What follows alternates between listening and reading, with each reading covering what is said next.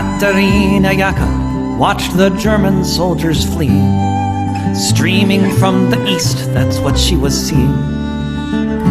Allied bombers flew above them. She thought they all might die, and then soon there was the silence of all the SS men. When the sun rose the next morning, it was the 1st of May, and they all sang the Internationale. They all sang the Internationale.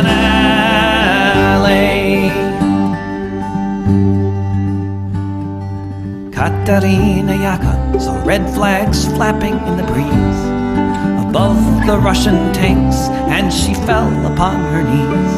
And so many different voices in so many different tongues sang the most beautiful song that could ever have been sung.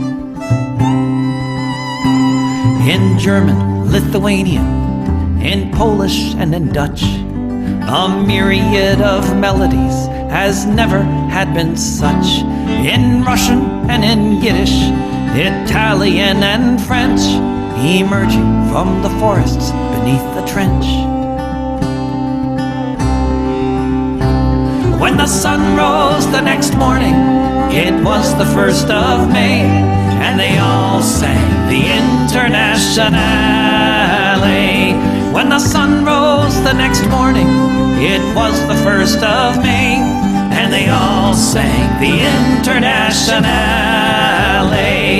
They all sang the Internationale.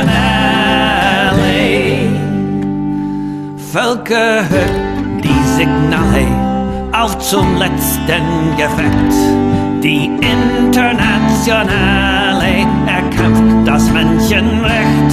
Völker hört die Signale auf zum letzten Gefecht. Die Internationale erkämpft das Menschenrecht.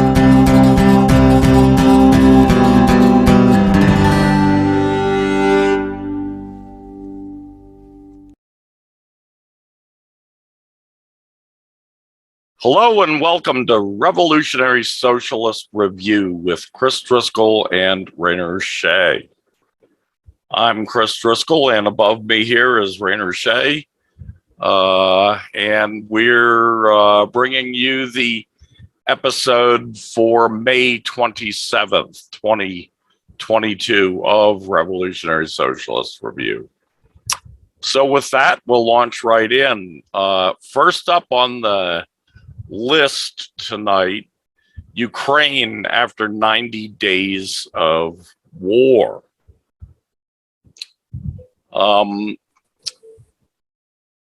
Well, the Western narrative that Russia is facing defeat at the hands of the Ukrainian military is falling apart.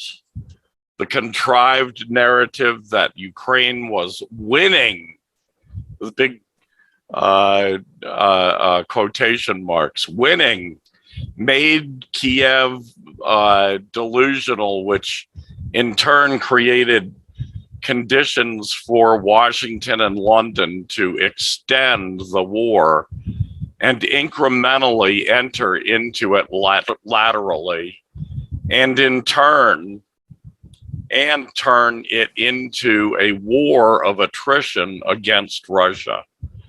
But the compelling reality is that the Russian forces are steadily seizing the upper hand in the battle for the Donbass.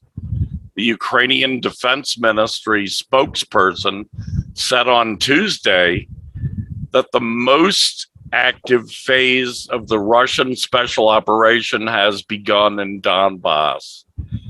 In military terms, Russian forces face the daunting task of taking over the best fortified areas of Ukraine, which have been carefully prepared for this battle for 7 years.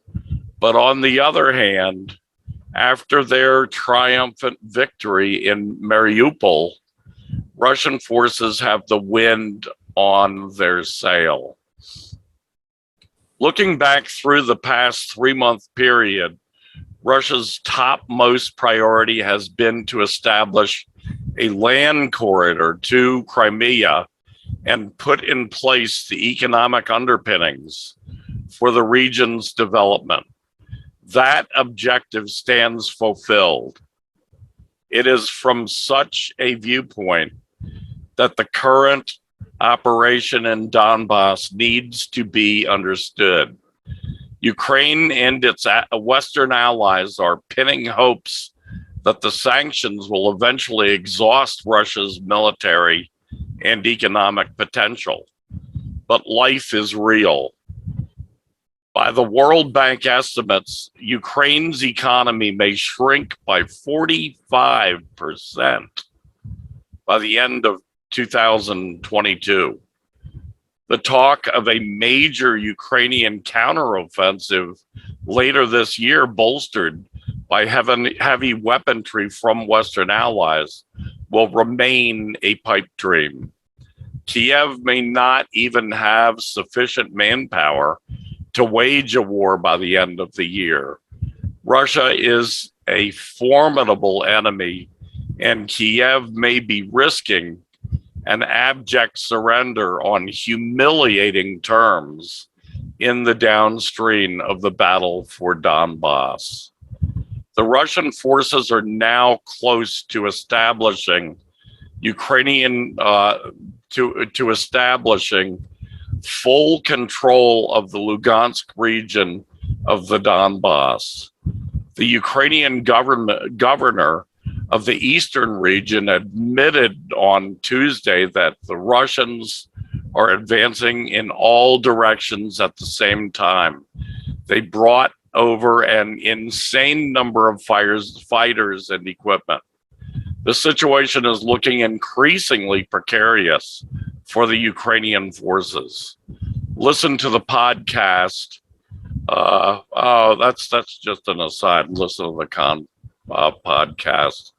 The Battles of Donbass and Beyond War on the Rocks. That's something you can listen to if you visit this story, which we'll have the link to under this video. Anyway, key signposts are Popanaya and Servo-Donetsk in Donbass and the city of Izium, just to the north of Kharkiv, of the Kharkiv region.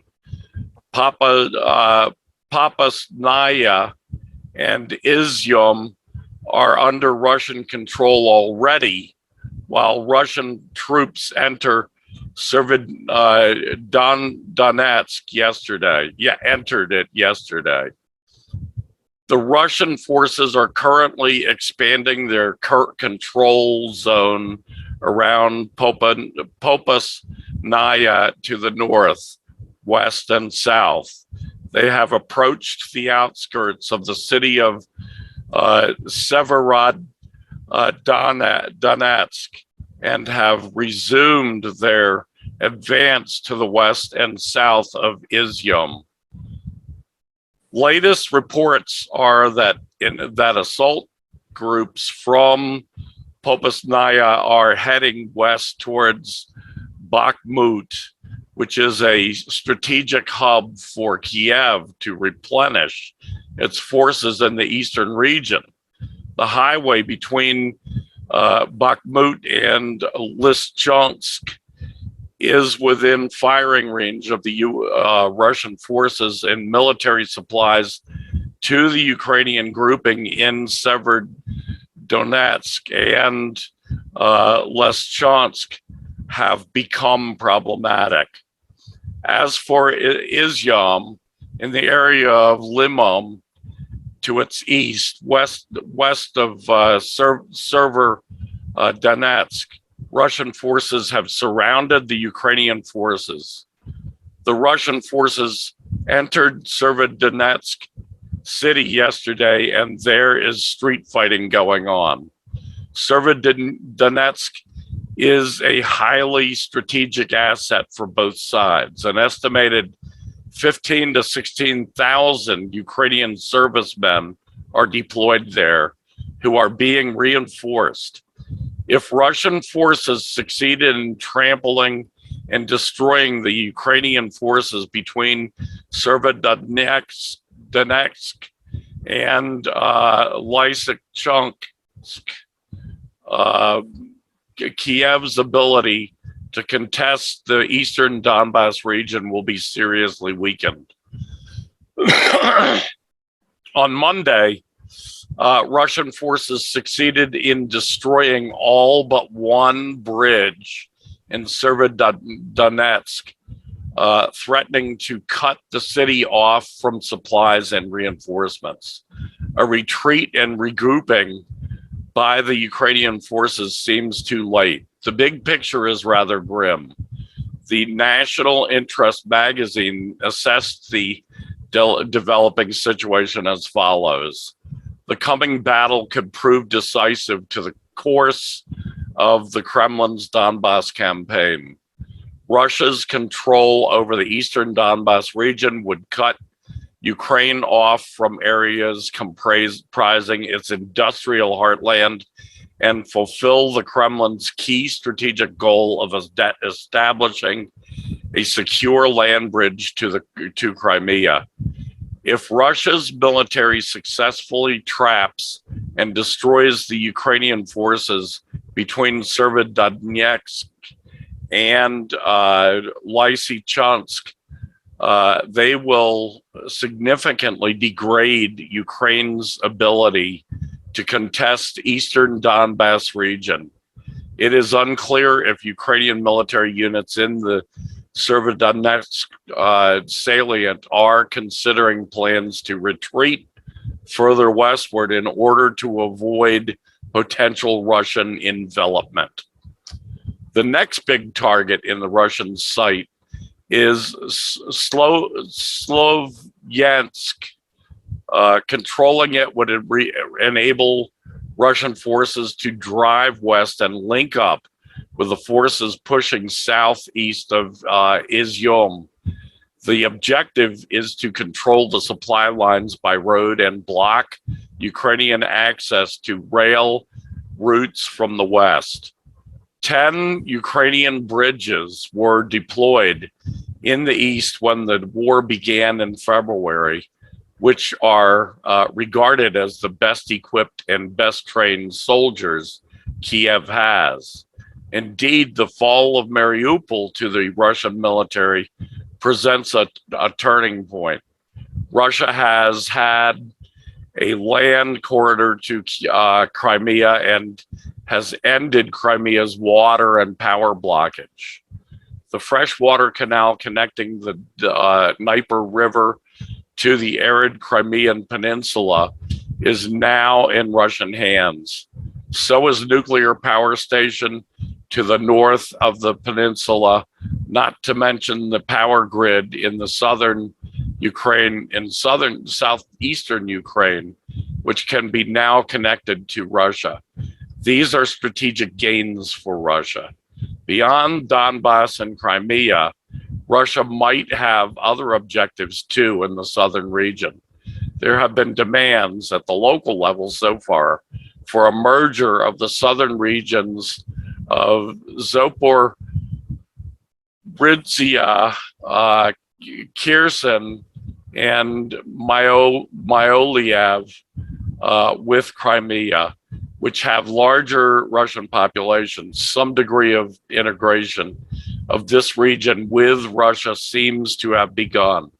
In the Kherson region, Russian currency, the ruble, has been introduced. Russia, along with Ukrainian, will become the state language and will become the main language for office work. Communication and all issues of national importance, teaching in schools and universities, will be conducted in Russian. The authorities of the Kherson region have voiced the demand for establishing a Russian military base in the region. So there you have it, a big update for the beginning for the beginning of the fourth month, I guess. Very good news. It looks Yeah. like in this last decade, there has been the establishment of two new anti-imperialist states, the DPR and LPR. And this has been made possible by this country that has successfully fought off fascist regimes twice in the last century. Those Russians definitely have lots of experience, and they're using that experience in fighting fascism to deal these blows to the Kiev regime. The only thing that the West can do is try to turn the situation on its head in the minds of its own people by portraying the situation as the other way around, by portraying Russia as the Nazi power, by portraying Putin as Hitler, and implicitly saying that Ukraine is some sort of bastion of progressivism. And that's the odd thing about the pro-Ukraine propaganda. They aren't too specific about which policies from Ukraine that they believe are so great for Ukraine's people. Which things has Zelensky done for his people that the propagandists are so proud to praise? They can't point to anything. If they were to actually dig into it, they would be forced to admit that Zelensky has collaborated with neo-Nazi terrorists that have been causing lots of harm to Ukraine's population.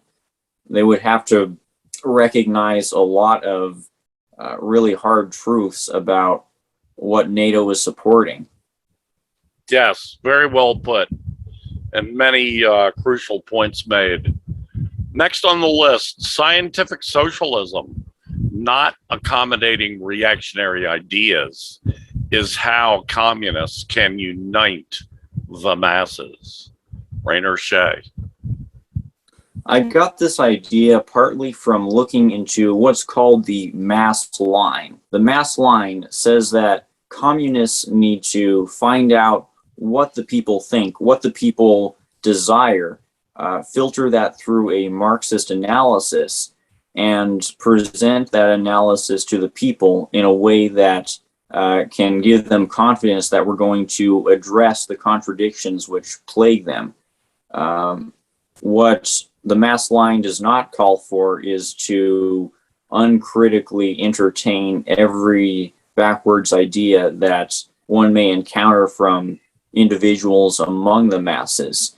And this is a really relevant debate in the United States because there is a camp in this country, a self-professed communist camp, which argues that if they encounter a proletarian who likes to fly the American flag, then we should supposedly praise that person. But what the mass line would say, at least according to the decolonial theory that informs my understanding of Marxism, is that we should not say that that person is right for flying the US flag. We should try to put forth an analysis which puts into context why the US flag even exists. We should argue for the abolition of the United States and the establishment of a new post-colonial federation of independent colonized nations, which includes not just the indigenous nations, but the Black nation, the Chicano nation, all of these nations that are imprisoned under the settler colonial state, which is the United States. And that's the analysis that we need to put forth, not just uncritically soaking up whatever ideas you may encounter among the masses and telling them that they're innately right.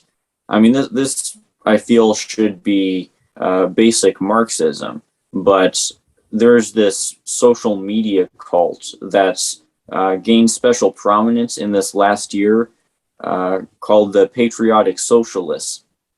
And they seem to reject the mass line, or at least they believe that the mass line calls for incorporating U.S. patriotism into a Marxist analysis. And that's the fundamental diversion of opinions that's emerging within the U.S. communist movement. Very interesting stuff. The flag, to me, what the flag represents is imperialism. It represents a world-spanning empire that carries that flag along with it in at the front of every massive troops that it sends out to oppress, repress, and conquer or destroy oppressed nationalities and semi-colonized nationalities as they were, if they ever stand up to that flag.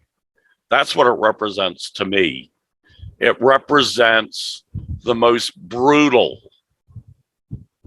destructive, evil empire to have ever existed on this planet. So also the most powerful empire to have ever existed on this planet.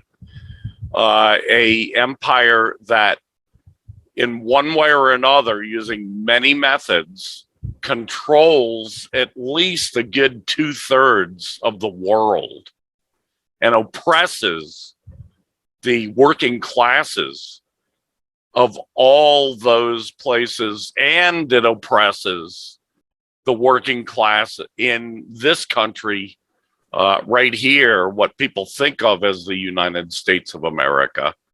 The entire working class here is oppressed, whether they know it or not. The entire working class works for, let's say, $15 an hour if they're lucky. And so they get $15 an hour in pay, but they produce hundreds of dollars worth of value in each of those hours.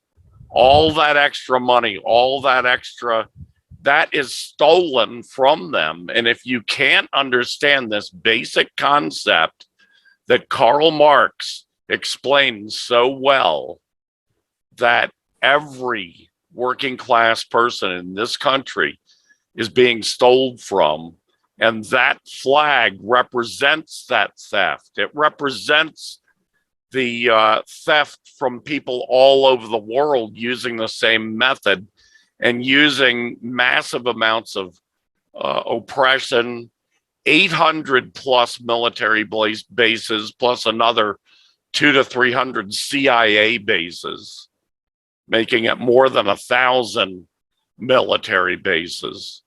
If you can't understand all that, and if you can't understand that that is the enemy of the working class everywhere, including here, then you're somewhat of a backwards person. Now, in America, there are a whole fuckload of middle class people who are backwards people who wave the flag constantly, who put the flag out in front of their house. And there are some working class people who do the same thing. It's worth it to try to explain to those people what that flag represents. In the long run, though, there are going to be working class people, sections of the working class, who just don't get it, who think that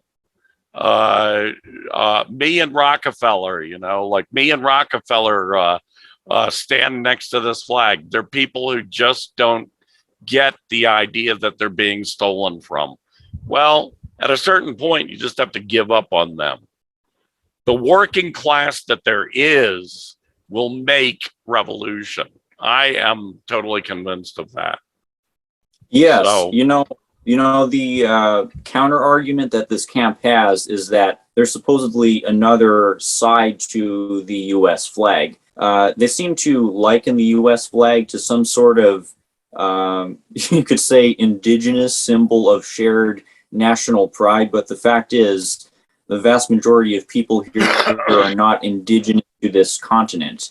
And as much as this camp would like to say that that fact is irrelevant, it's very much relevant, because the U.S. flag, through the settler state, represents the imperialist exploitation, subjugation of not just people worldwide, but the colonized nations within U.S. borders. It's under the U.S. flag that hundreds of indigenous First Nations are having their sovereignty continue to be violated. It's under the U.S. flag that police brutality against Black people is being carried out. It's under the U.S. flag that the concentrations for brown people are in operation.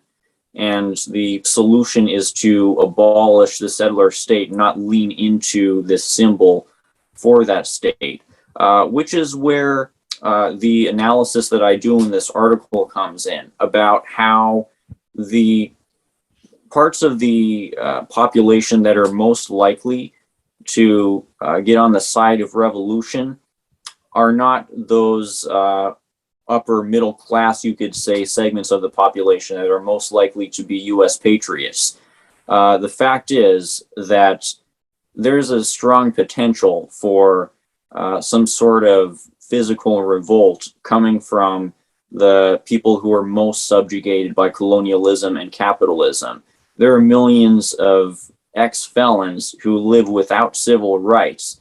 These ex-felons are disproportionately non-white, members of the oppressed nations. And there's sociological evidence that in the coming generation, they're going to start rising up out of self-defense. Yeah. And when this uprising comes, they're going to get support from, I think, all members of the proletariat.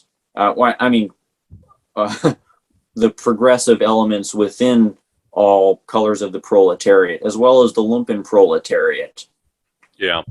It's my suspicion that the socialists who wave the flag and, patriotic socialists, they might call themselves, it's my suspicion that they are mostly either middle-class people, not even of the working class, or they are the aristocracy of the working class. The working class that's best off, and for some reason they think that they're not being exploited because they're better off than most working class people, even though the fact is that they are being exploited in the exact same way that every working class person is being exploited. But those are the problem people. To a certain extent, we can win some of them over, and to another certain extent, we're just going to have to write them off. We're going to have to make our revolution with the other 65% of the population who aren't in the aristocracy of labor or the middle class. So, I think we can do it with 60%. We'll see. Anyway, next up, boy, my voice is getting raw today. Next up, Biden redeploys Pentagon troops to Somalia while humanitarian crisis looms. That's humanitarian crisis looms there in Somalia and in that whole region, in the Horn of Africa, as it's called. President Joe Biden of the United States has announced through the Department of Defense the deployment of Pentagon troops to the Horn of Africa state of Somalia. This is not the first time that that U.S. troops have been sent into Somalia due to the strategic geopolitical significance of the country as an oil producer and oceanic gateway to critical trade routes within the world economic system.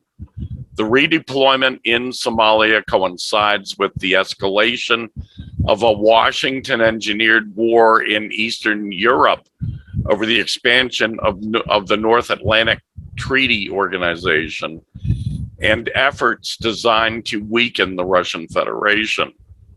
Secretary of Defense Lloyd Austin III and Secretary of State Anthony Blinken, in a surprise visit to Kiev, the capital of Ukraine, on April 25th, emphasized the objectives of Washington and Wall Street in the funding of a conventional war in the region.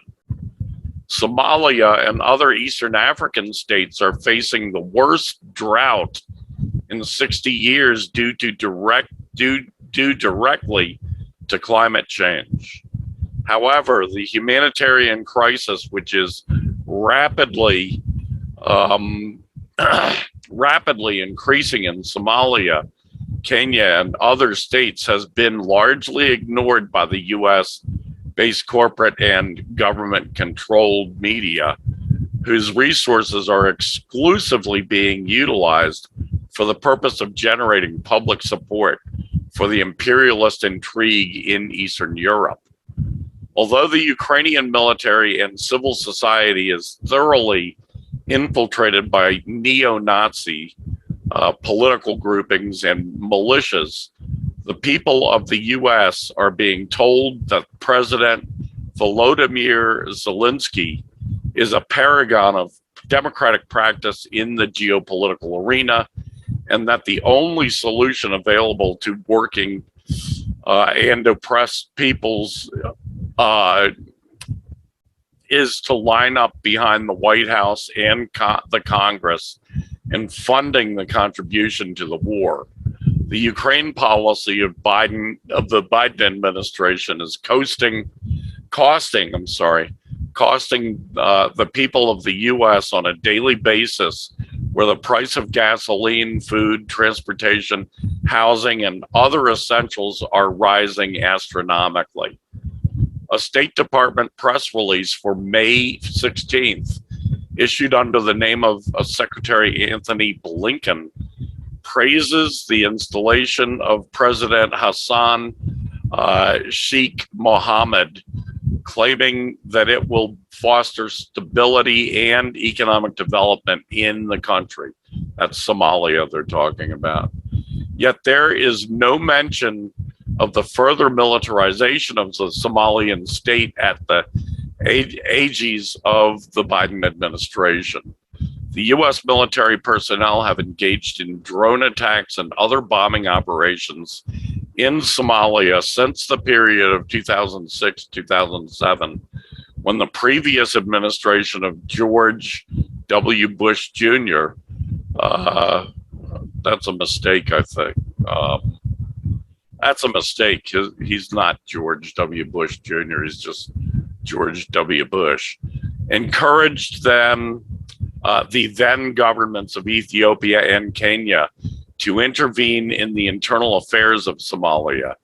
Today, the political situation in Ethiopia and Kenya have undergone transitions which have not always benefited the foreign policy imperatives of the US and its allies in the European Union. The US war policy in Ukraine and Eastern Europe has prompted hyperinflation, food deficits, and economic underdevelopment around the world.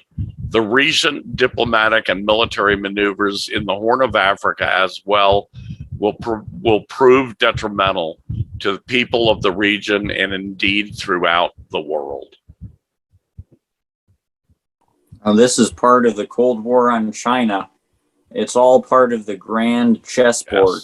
Yes. Yeah. And this is just one aspect of the campaign to destabilize the global South that the imperialists are constantly expanding.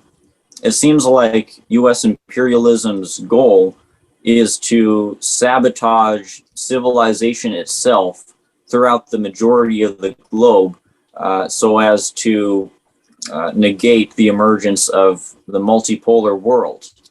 And lately, the US empire has been succeeding in this to a certain extent. It's been carrying out some successful coups throughout Africa.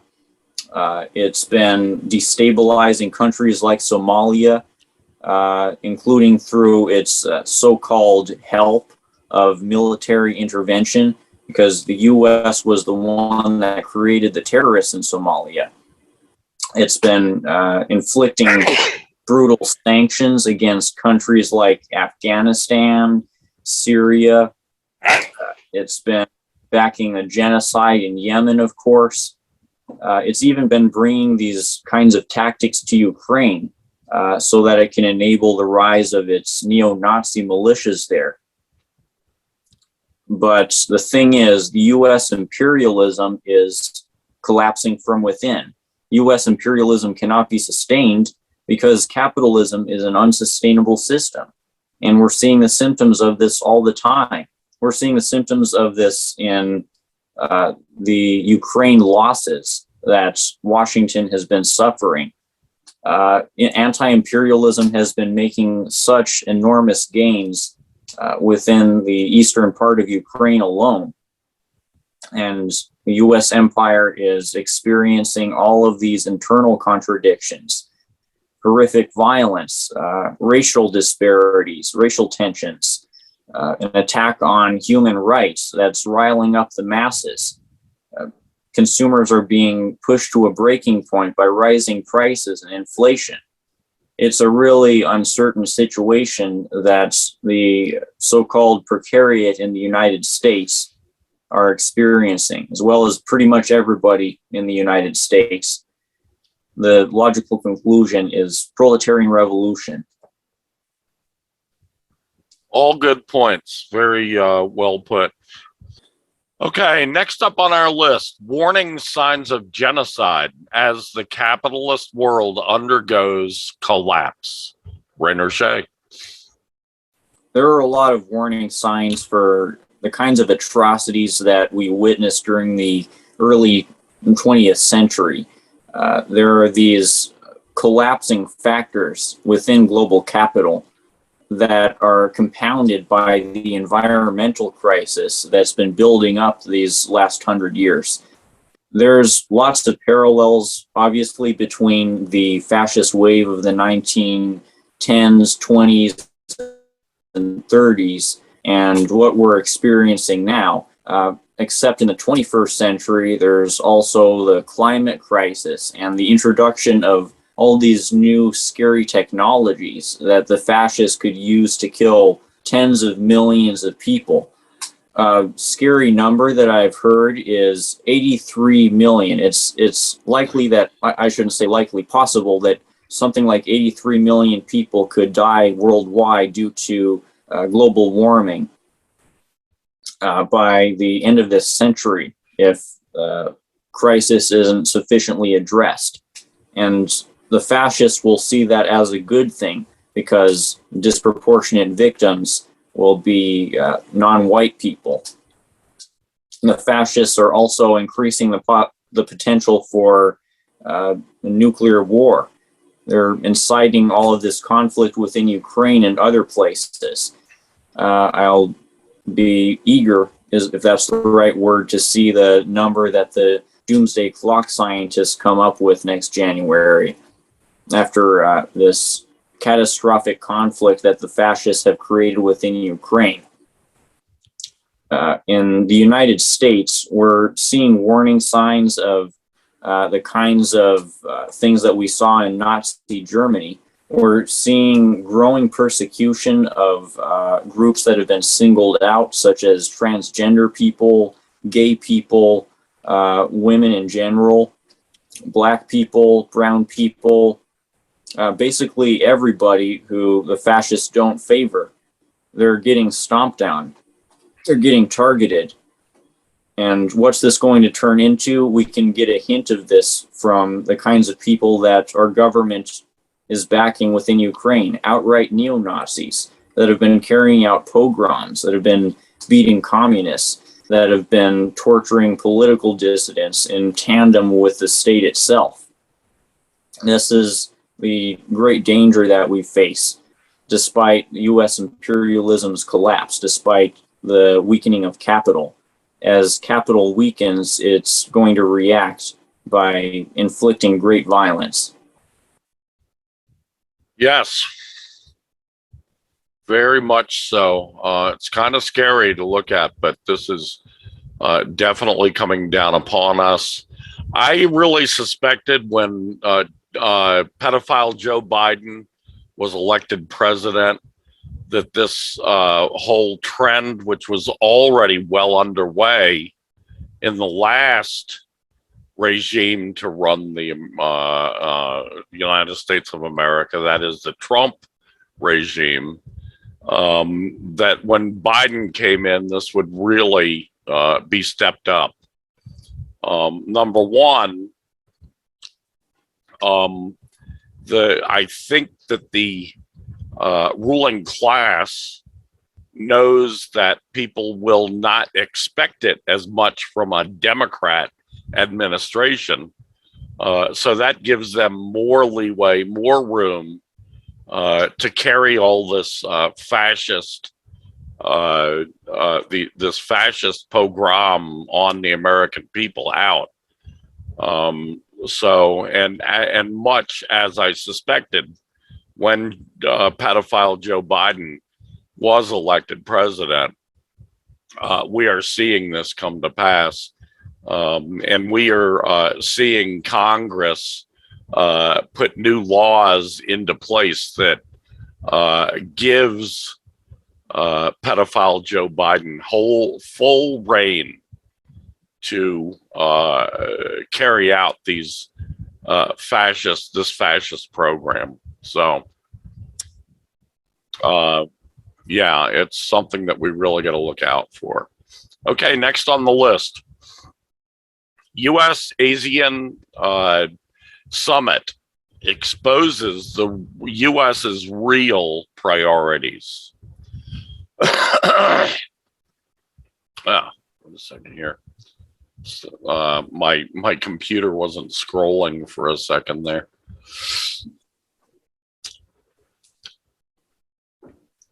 Here we go. Optimism was replaced. This, by the way, is an article from the Black Agenda Report, which I place high value in. So, optimism was replaced with frustration and disbelief after the much feted hosting by Washington of visiting ASEAN leaders, resulting only in a paltry $150 million pledge. For such a vital region at the heart of the great power competition, the sum is infinitesimal. It is hard to imagine how this small drop in the bucket will get to be appropriated to 10 countries with pressing developmental needs, rearing to recover from a pandemic. Biden's meeting with the ASEAN leaders is the first meeting of a U.S. president since 2017, was scheduled twice, and came a year after Blinken did not show up for his first virtual meeting with the Asian ministers, which the U.S. had arranged. The U.S. blamed it on a technical glitch, as Blinken was en route to Israel. 12 days later, China's foreign minister, Wang Yi, met with his counterparts in person at a special ASEAN-China foreign ministers meeting in China. Furthermore, Biden's pledge speaks volumes of where the U.S. is focused on security, much to the dismay of the regional countries which hope the U.S. will step up in providing economic goods to provide a counterweight to China. Of America's 150 million commitment to the region, 60 million will go to deepening maritime cooperation led by the US Coast Guard ships in the South China Sea. Absent robust dialogue, the crisis management mechanism and crisis management mechanisms, this may only raise tensions and trigger an arms buildup in the region and chances for miscalculations. The US only allotted 40 million in infrastructure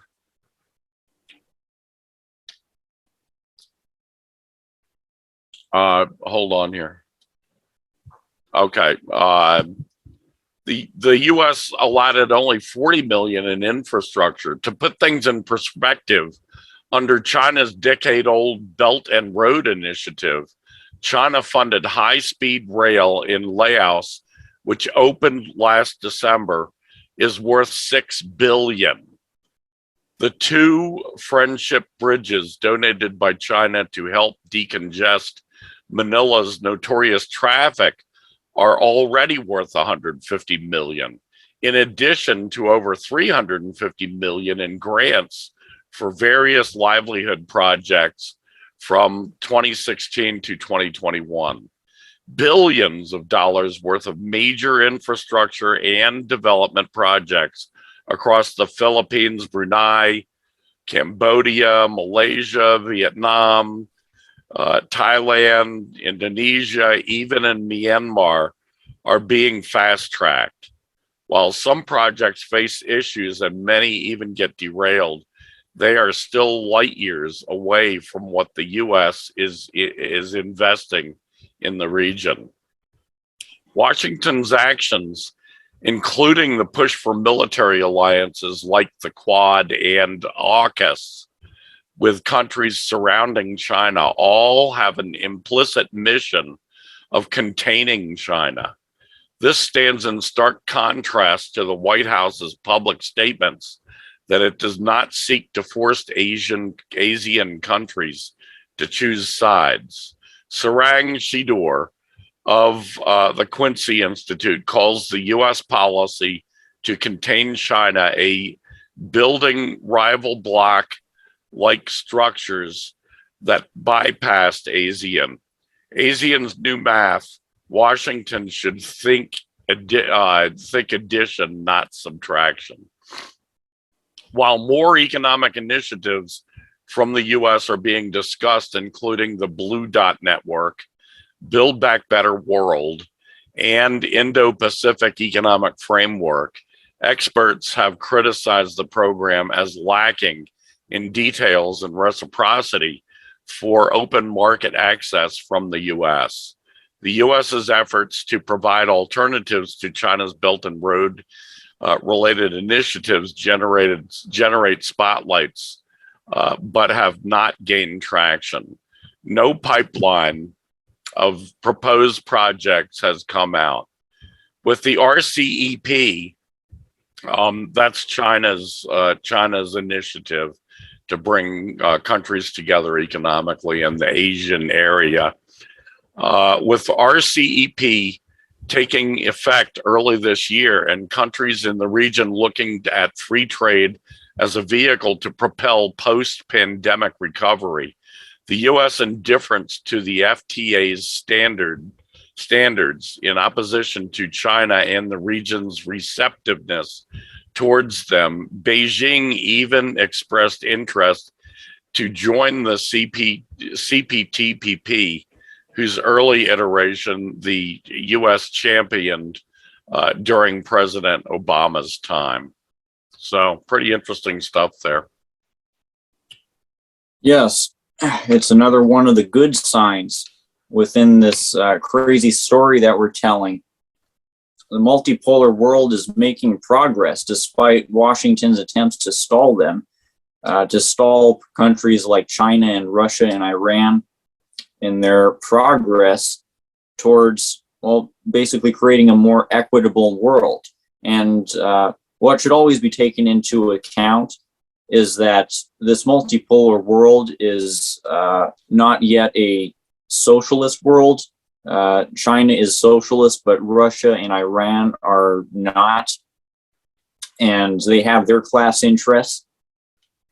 But what can bring them closer towards having proletarian revolutions, what can bring all the world closer to global communism, is the economic geopolitical shift in favor of the non-US bloc. Yes. Next up on the list, white supremacy, the denial of colonialism's crimes, and the perpetration of violence. Rainer Shea. Yeah, the perpetuation of violence.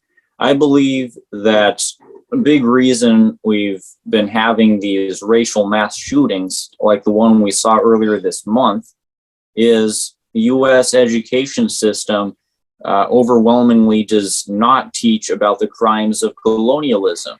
There was a 2014 study which showed that pretty much no school districts in this country mention the term genocide when describing the treatment of indigenous peoples.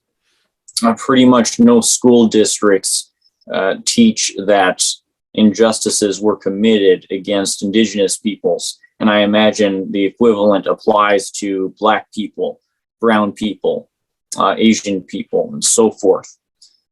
And the consequence is that people like the Buffalo shooter can easily get radicalized down the pipeline of racist lies.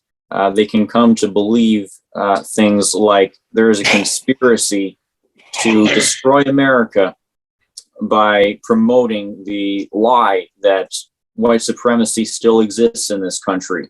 And this is not some fringe position. This is the mainstream conservative position. Of course, there is an effort to bring about the end of the United States, but it's not the outcome of some kind of engineered outside destabilization effort as the fascists claim.